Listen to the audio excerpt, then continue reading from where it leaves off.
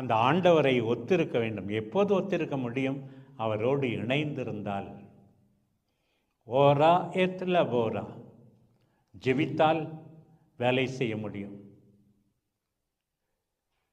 Mary is sitting at the Lord's feet, not to waste her time away, but to become a meaningful Martha.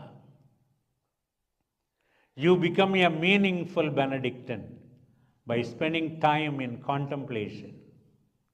The Lord invites you today.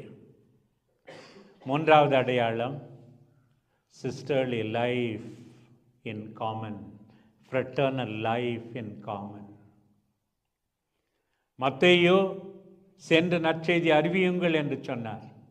யோவான் சொன்னார், சென்று அறிவிக்கிறது, குணப்படுத்துறது, வேலை செய்கிறதுலாம் இருக்கட்டும். By your love for one another,